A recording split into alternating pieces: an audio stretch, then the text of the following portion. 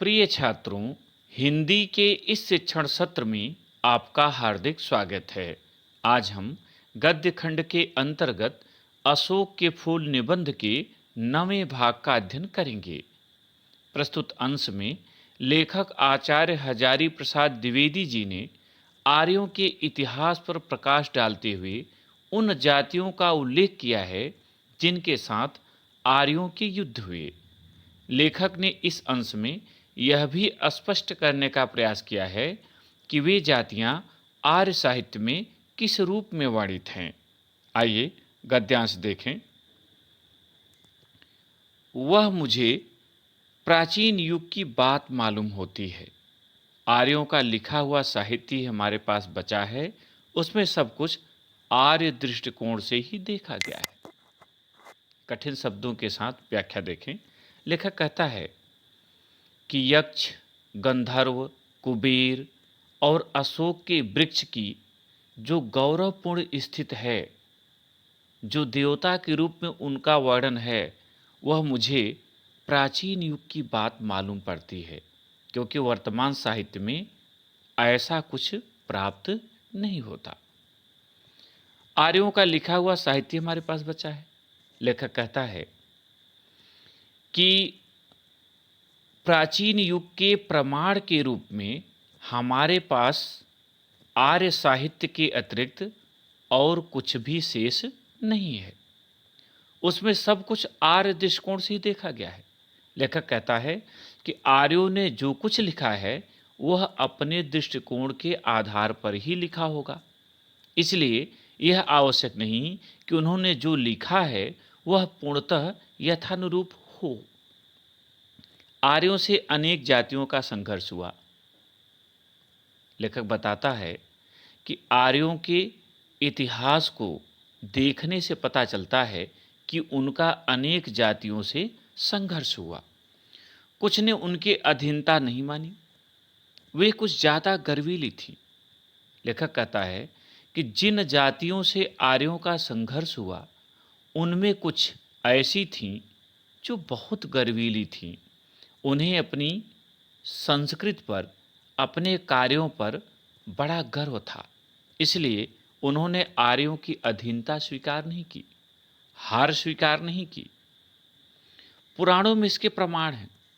लेखक कहता है कि पुराणों में इसके प्रमाण हैं कि आर्यों का अनेक जातियों से संघर्ष हुआ। यह इतनी पुरानी बात है कि कुछ सभी संघर्षकारी शक्तियां बाद में देवयून जात मान ली गई। देवयून देवताओं से उत्पन्न।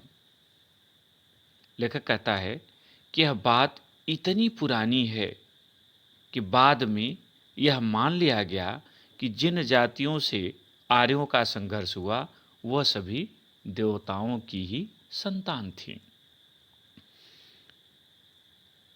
पहला संघर्ष शायद असुरों से हुआ। यह बड़ी गर्वीली जात थी। आर्यों का प्रभुत्व इसने कभी नहीं माना।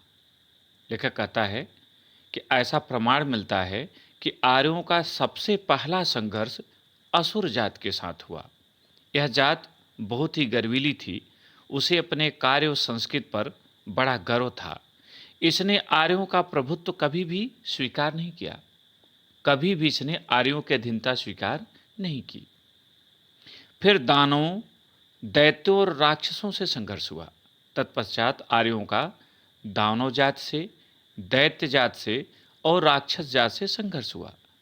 गंधर्वों और यक्षों से कोई संघर्ष नहीं हुआ। शायद शांतिप्रिय जातियां थीं। भरहुत, सांची, मथुरा आदि में प्राप्त यक्षिणी मूर्तियों का गठन और बनावट देखने से स्पष्ट हो जाता है कि जातियां पहाड़ी थीं। लेखक कहता है कि गंधर्वों और यक्षों का आर्यों से शायद कोई संघर्ष नहीं हुआ, क्योंकि ये शांतिप्रिय जातियां थीं। भरहुत, सांची, मथुरा आदि में यक्षिणी की जो मूर्तियां मिली हैं उनके शरीर की बनावट को देखकर लगता है कि ये पहाड़ी एक जाति थी। हिमालय का देश ही गंधर्व, यक्ष और अप्सराओं की निवास भूमि है। लेखक कहता है वास्तव में हिमालय का प्रदेश ही गंधर्व, यक्ष और अप्सराओं की निवास भूमि है, अर्थात इसी क्षेत्र में ये रहते थे। इनका समाज संभवतः उस स्तर पर था जिसे आजकल के पंडित पुनालुवन सोसाइटी कहते हैं। पुनालुवन सोसाइटी आदिम समाज। लेखक कहता है कि इनकी सामाजिक व्यवस्था जिस स्तर की थी उसे आज के विद्वान आदिम समाज कहते हैं। शायद इससे भी अधिक आदिम, परंतु वे नाच गान में कुशल थे। लेखक कहता है कि जिस समाज को आदिम समाज कहा गया है, शायद उनसे भी वे और पिछड़े हुए थे, किंतु वे नाचने गाने में बड़े कुशल थे, चतुर थे। यक्ष तो धनी ही थे। ये लोग बानरों और भालुओं के भांति कृषि पूर्व स्थिति में भी नहीं थे और राक्षसों और असुरों के भांति व्यापार वाणिज्य वाली स्थिति में भी नहीं। लेखक कहता है कि यक्ष एक धनी जात थी। वे बानर और भालुओं की भांति कृषि पूर्व स्थिति में तो नहीं थे, राक्षसों और असुरों के भांति व्यापार या वाणिज्य वाला कोई काम भी नहीं करते थे। वे मणियों और रत्नों का संधान जानते थे। संधान, संगठन, जोड़ना, खोजना। वे मणियों और रत्नों को जोड़ना खोजना जानते थे। पृथ्वी के नीचे गड़ी हुई निधियों की जानकारी रखते थे। निधि माने खजाना। और अनायास धनी हो जाते थे। अनायास माने अचानक। लेखक कहता है कि जो यक्ष थे ये बड़े ही चतुर थे, बड़े विद्वान थे इस मामले में कि वे धरती में पड़े हुए धन के बारे में जानकारी रखते थे और उसे खोज कर प्राप्त कर अचानक धनी हो जाते थे। संभवतः इसी कारण उनमें विलासिता की मात्रा अधिक थी। परवर्ती काल में यह बहुत सुखी जात मानी जाती थी। परवर्ती माने बाद के। यक्ष और गंधर्व एक ही श्रेणी के थे, परंतु आर्थिक स्थिति दोनों की थोड़ी भिन्न थी। लेखक कहता है यद्यप यक्ष और गंधर्व दोनों एक ही श्रेणी के माने जाते हैं, किंतु दोनों की आर्थिक स्थिति में अंतर है। यक्ष अधिक समृद्ध जबकि गंधर्व उनकी अपेक्षा कम समृद्ध माने गए हैं। किस प्रकार कंदर्प देवता को अपनी गंधर्व सेना के साथ इंद्र का मुसाहिब बनना पड़ा। मुसाहिब साथी, वह मनोरंजक कथा है, पर यहाँ यह सब पुरानी बातें क्यों रटी जाए। लेखक कहता है कि कंदर्प देवता कामदेव को अपनी गंधर्व सेना के साथ इंद्र का साथी क्यों बनना पड़ा, यह एक मनोरंजक बात है, एक मनोरंजक घटना है, पर यहाँ उसकी चर्चा करने की आवश्यकता नहीं है, क्योंकि ये पुरानी और रटी रटाई बातें हो गई हैं। प्रकृति यह है कि प्रकृति माने असल, शुद्ध यह है कि बहुत पुराने जमाने में आर्य लोगों को अपनी जातियों से निपटना पड़ा था, जो गर्वीली थी, हार मानने को प्रस्तुत नहीं थी। परवर्ती साहित्य में उनका स्मरण घृणा के साथ किया गया। लेखक कहता है कि पुराने समय में जिन जातियों से आर्यों को लड़ना पड़ा, संघर्ष करना पड़ा, जो बड़ी गर्वीली थी और हार मानने के लिए तैयार नहीं थी, बाद के उनके साहित्य में उनके प्रति घृणा का भाव उत्पन्न हुआ और जो सहज ही मित्र बन गई उनके प्रति अवज्ञा और उपेक्षा का भाव नहीं रहा। अयोग्य में निरादर। और जिन्होंने बिना संघर्ष के ही उनकी अधीनता स्वीकार कर ली, उनके मित्र बन गए, उनके प्रति आर्य साहित्य में कहीं भी निरादर के भाव, उपेक्षा के भाव नहीं है। परवर्ती साहित्य में उनका स्मरण अवज्ञा और उपेक्षा का भाव नहीं रहा। असुर, राक्षस, दानव और दैत्य पहली श्रेणी में तथा यक्ष, गंधर्व, किन्नर, सिद्ध, विद्याधर, वानर, भालू आदि दूसरे श्रेणी में आते हैं। लेखक कहता है कि जिन जातियों को आर्यों ने घृणापूर्वक याद किया उनमें असुर, राक्षस, दानव, दैत्य हैं, जबकि जिन्हें मित्रता के भाव से याद किया उनमें यक्ष, गंधर्व, किन्नर, सिद्ध, विद्याधर, वानर, भालू आदि आते हैं। परवर्ती हिंदू समाज इन सबको बड़ी अद्भुत शक्तियों का आश्रय मानता है, सब में देवता बुद्धि का पोषण करता है। लेखक कहता है कि परवर्ती समाज में, बाद के हिंदू समाज में इन सभी को देवता मान लिया गया, इन्हें अनेक शक्तियों का केंद्र मान लिया गया और इनसे उन चीज़ों को प्राप्त करने का प्रयत्न किया गया। आज के पाठ में इतना ही। प्रश्न उत्तर देखें। पहला, प्रस्तुत गद्यांश का शीर्षक तथा लेखक का नाम लिखिए। उत्तर, प्रस्तुत गद्यांश का शीर्षक अशोक के फूल तथा लेखक का नाम आचार्य हजारी प्रसाद द्विवेदी है।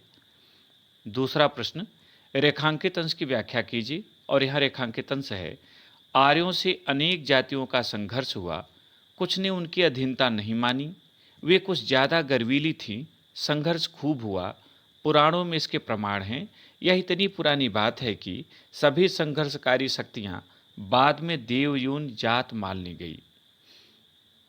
उत्तर: लेखक आचार्य द्विवेदी जी आर्यों के इतिहास पर प्रकाश डालते हुए कहते हैं कि आर्यों का अनेक जातियों से संघर्ष हुआ। उनमें से कुछ जातियां इतनी गर्वीली थीं कि उन्होंने अंत तक अपनी हार स्वीकार नहीं की। उन्हें अपने कार्यों और संस्कृति पर विशेष गर्व था। उनका आर्यों से बहुत अधिक संघर्ष हुआ।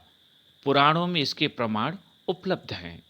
आर्यों से इन जातियों के संघर्ष की बात इतनी प्राचीन है, इतनी पुरानी है कि बाद में यह मान लिया गया कि ये सभी जातियां देवताओं की ही संतान थीं। तीसरा प्रश्न, इन पंक्तियों के अनुसार हमारे पास अब कौन सा साहित्य बचा है? उत्तर: इन पंक्तियों के अनुसार हमारे पास अब आर्यों का लिखा हुआ साहित्य ही बचा है। चौथा प्रश्न, पुराणों में किसके प्रमाण उपलब्ध हैं? उत्तर: पुराणों में उन जातियों के प्रमाण उपलब्ध हैं जिनका आर्यों के साथ संघर्ष हुआ था। पांचवा और अंतिम प्रश्न, हिमालय का देश किसकी निवास भूमि है? उत्तर: हिमालय का देश गंधर्व, यक्ष और अप्सराओं की निवास भूमि है। प्रिय छात्रों, मुझे उम्मीद है कि आपको यह भाग समझ में आ गया होगा। प्रश्नोत्तर को अपनी उत्तर पुस्तिका में लिखें और अभ्यास करें। बहुत बहुत धन्यवाद।